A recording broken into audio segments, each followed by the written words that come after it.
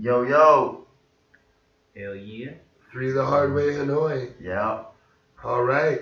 And this segment is a continuous segment. This is one we started last episode. And this is called The Search for Adam Davis.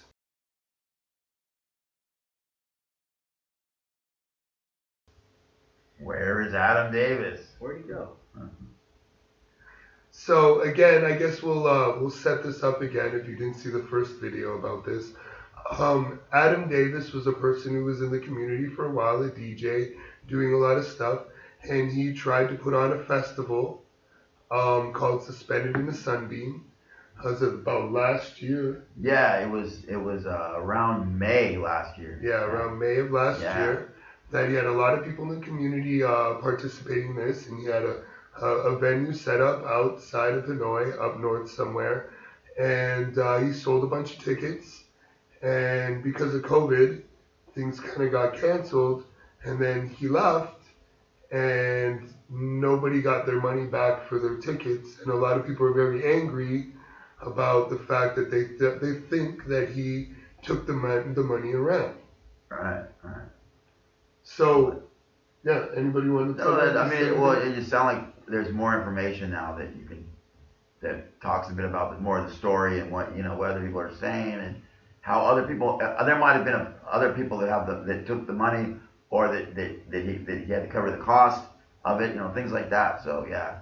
Yeah, so like the bus lines and paying the DJs no matter what, those are factors that have to be paid regardless. So like what do we So know? so here's an update. Like last time I told you we were looking for him, or trying to find him, trying to get a hold of him. So I've been doing my research and trying to find him. So I can say that we haven't been in direct contact with him, but he knows that we want to talk to him, and we've got a lot more information. And I was able to find one of his things that he's still using on social media to send him a message that I know that he sees it and reads, because his Facebook page from before he doesn't see. So anyways, we have found him, kind of. I found some sources who wanted to help me out with this because they also would think that he should say his piece and his part. So he was talked to by somebody else that I was also given the information and the conversation that they had. He has not answered me. I messaged him about maybe 2 weeks ago. So it doesn't seem like he wants to talk to us. I'm hoping that maybe he sees our segments like this and decides that maybe he should say his piece. Yeah. But what I'm going to tell you of what I know and what I saw his conversation with this other person is that he's saying that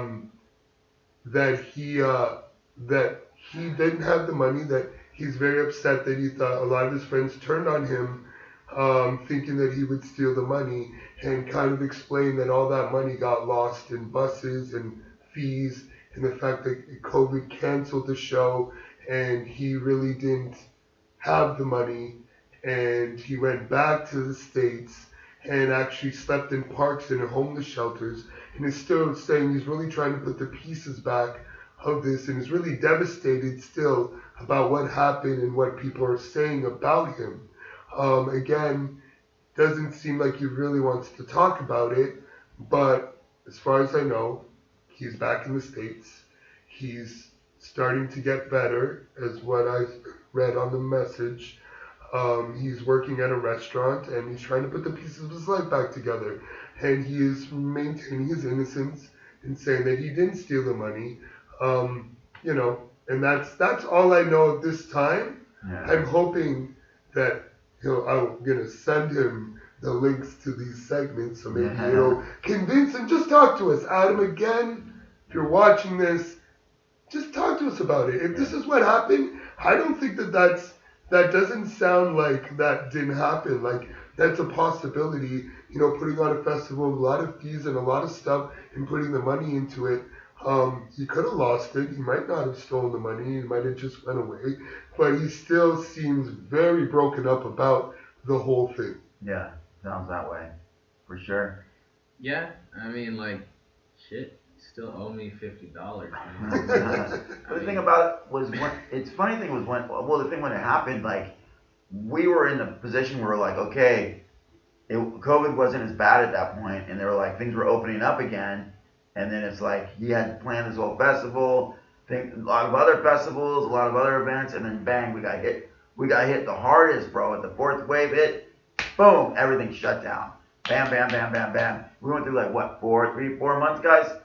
Full lockdown. It was crazy, you know? Fucking streets locked down, couldn't get out, couldn't get here, couldn't get there. So yeah, you know, it is what it is, but. It is what it is. And I said this last segment, because some people are also calling him a scam artist, and this was a whole scam. Yeah. I don't think it was a scam. I think he was really trying to put on this festival, and COVID hit and a lot of problems, and again, we don't know the what actually really happened, but you know, it's a possibility that maybe he did lose the money and maybe that kind of stuff. He also mentioned that he was very hurt by all the people posting on that message. When he asked for a couch to sleep on, everybody in Hanoi just went crazy on him, calling him a lot of names. And he said that's just really devastated about it. That's why he doesn't feel like he wants to even talk, or people that will even listen to him or understand his side of the story. Again, who knows? And, you know, I can't say either way, but the fact is that he was asking for a couch to sleep on. He was asking these things. Maybe he did lose the money. I don't know how he lost it.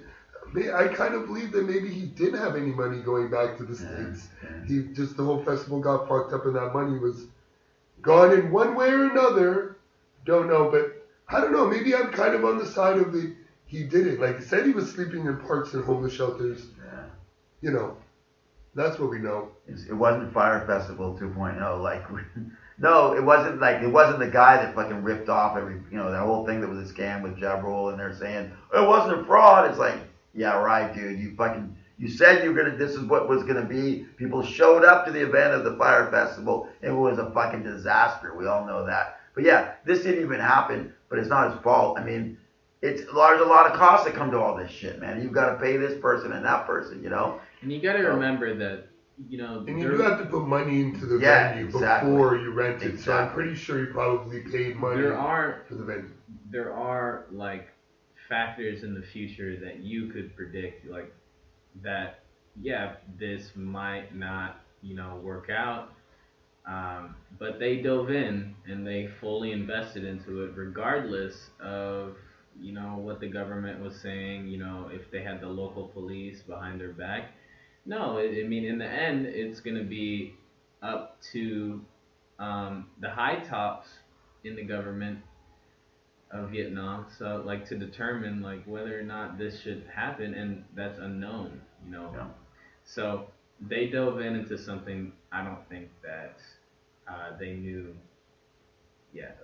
anything about. It's a warning. Be wary when you do a festival and know what you're doing, man, and know the timing and everything. But yeah. Yeah, well, be careful. Like, if you're doing something like that again, no matter whatever happened, that's on him as a mistake, that he should have had an exit strategy if things didn't work out, that was able to refund people's money or stuff like that. He obviously didn't have that. And then that's, whatever happened, that's on him as well, because he was doing a festival. So, and again, we said this last time, that this was the worst time for him to try and pull this off. Oh, for sure. Yeah. Right? Definitely. Yeah. So again, Yeah. So the search goes on. The search goes on. Well, yeah, Adam, come talk to us. We're not trying. I'm really not trying to make you out as being the bad guy. It's just a good story, something that happened, and people want to know about it. And I'd love to hear what you have to say. And again, I've heard kind of your stance now already. And yeah, it doesn't seem impossible that that's what happened as well. So yeah, Cool. That's exactly all we gotta say. So come talk to us, Adam. We're gonna be nice about it, I promise. I just want to know what you have to say. Yeah. And I'm also happy to say this, that that in the message that he is picking up the pieces of his life. I mean, he is doing well now, and he's doing good again, and he's just trying to figure stuff out. So I'm happy about that. You know, I'm not trying to wish bad on him at all. So I'm happy that he's getting his leg back together, because it was a devastating thing for him. It was. Yeah. It seems like it.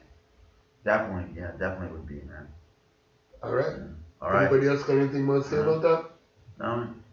Nothing. All right. All right. 3 the Hard Way Hanoi. 3 the Hard Way, yo. 3 the Hard Way. Here's some more independent music. Peace. Boom. No doubt. It's 3 the Hard Way. 3 the Hard Way. 3 the Hard Way.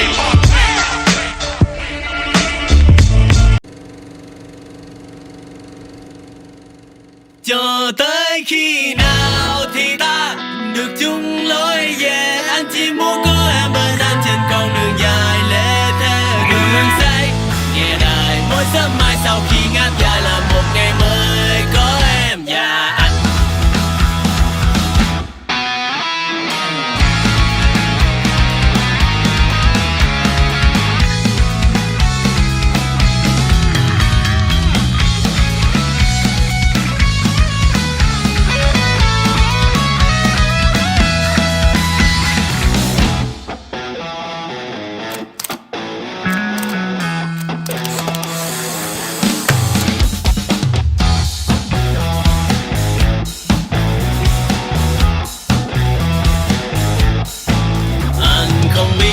Là em đã đọc một mớ tin nhắn gửi qua anh viết gửi em cái gì mà sống không có em anh không thiết là thiệt, nhưng nếu em phiền thì thôi mình coi như anh bị điên. Anh không chắc là em đã đọc vì sáng nay Messenger không nhắc, rồi quên ra đường ngồi đếm xe máy ba đầu bông mơ. Muộn phiền ai nói anh khùng thì thôi, vì anh chỉ cần được yêu. Con eo hông. Con eo. Cho tới khi nào thì ta được chung lối về. Anh chỉ muốn có em bên anh trên con đường dài lê thế cùng hăng say. Nghe đài mỗi sớm mai sau khi ngáp dài là một ngày mới có em và anh. Anh không biết vì sao đi về còn có ai đó mong chờ tháng mấy. Cùng nhau lên lầu mình có con chó con mèo bắt cóc. Mình đi tháng 2 lần hai qua chắc tu chắc thì sao.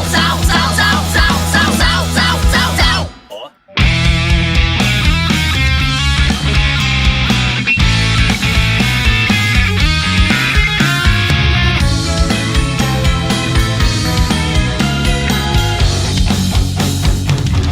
Cho tới khi nào thì ta được chung lối về. Anh chỉ muốn có em bên anh trên con đường dài lê thế cùng hăng say.